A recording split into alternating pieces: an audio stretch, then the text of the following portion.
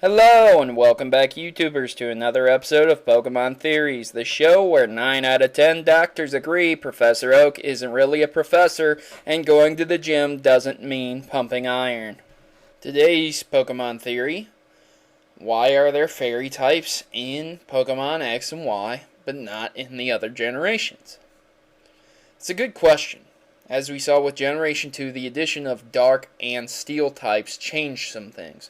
Most notably, Magnemite from Generation 1 became a Steel type, which would make more sense. But what doesn't make sense is how one Pokemon like Clefairy can be a normal type, then all of a sudden become a fairy.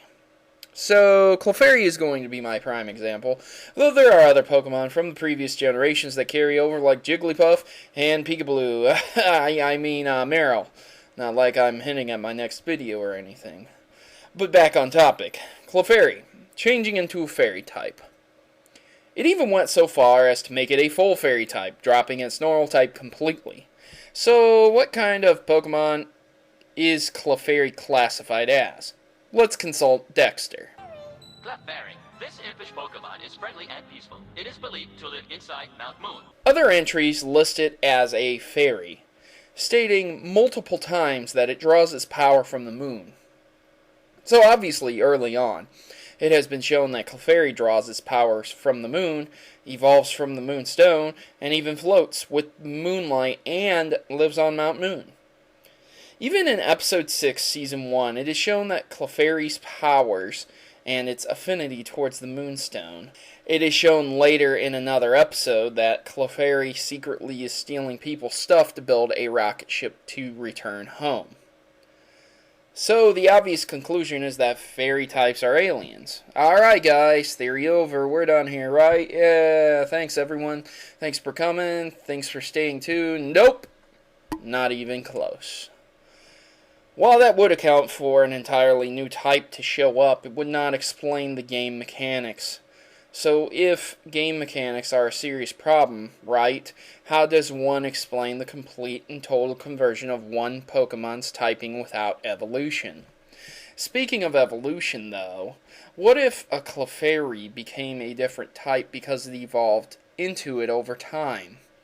A Pokemon like Bagong longed to fly so much that it grew wings, and many other Pokemon evolved because of necessity.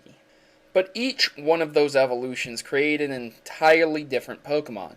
It didn't just retain the same Pokemon features like Clefairy did. So, while it may not be wrong to say that it just evolved into a different type, it's probably not the most likely answer. After all, fairy types still have weaknesses, and Clefairy didn't evolve to fight dragons. In fact, Clefairies are not even found around an excessive amount of dragons. So it didn't need to alter its typing drastically just for survival purposes. But there have been cases where Pokemon have evolved because of certain influences. Not just the extreme ones like a Thunderstone, but rather Magneton evolving into Magnezone, and Glaceon evolving into Leafeon because of the location. In Kalos, there are many strange things, like a giant gem being used as a sundial, the Chamber of Emptiness, the Tower of Awakening, Glittering Cave, and Geosenge Town.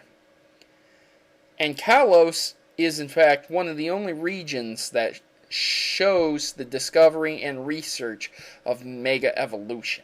Perhaps it's just something in the water that changes these Pokemon. And while that may be a joke, it isn't too far off from the theory itself. Kalos is an entirely new region and containing a significant influence from the moon, space, and other landmarks. All of these influences emit radiation, similar to that of the ultimate weapon, designed to destroy the world. It's possible that the Kalos region itself emits so much concentrated moon radiation with Xeranus and the ultimate weapon and the other landmarks that it caused the mutation of several Pokemon that are not indigenous to the region. It could perhaps explain why there are many types of Pokemon from other regions like Jigglypuff, Snubbull, and Togepi that end up changing types completely. The specific Pokemon that are effective massively are mostly normal types, so it could be that they just absorb too much radiation, unlike other types who retain their original typing, like Marill staying a water type. Without concrete evidence, however, there's not really any way to tell how all these Pokemon magically changed. We can only speculate. But at least our speculations can be closer to being true than false. But hey, that's just a theory. Wait a minute, I already did that joke. Well, here's a silly picture of Giovanni instead. Thanks for watching, and remember to leave a like and a comment. If you have a Pokemon theory that you would like me to discuss, leave it in the comment section below. But please check my Pokemon theory playlist beforehand. I already have almost 60 theories covered. I am Protomario, and I'm signing out, and thanks for watching, and happy gaming. I hope you enjoyed that video, guys. And now, time for a service announcement from the Maverick Army. Tired of the norm? Is it time for a revolution? Join the rebellion and become a Maverick today by subscribing to Protomario. Remember, together, we can create a new world order of gaming. Mavericks unite. Please note that in all my videos, if I use images from Google, that I do not own any of those images, and all images obtained from Google are owned by their respective owners and copyrights. So please remember this when watching my Pokemon theories. Thanks.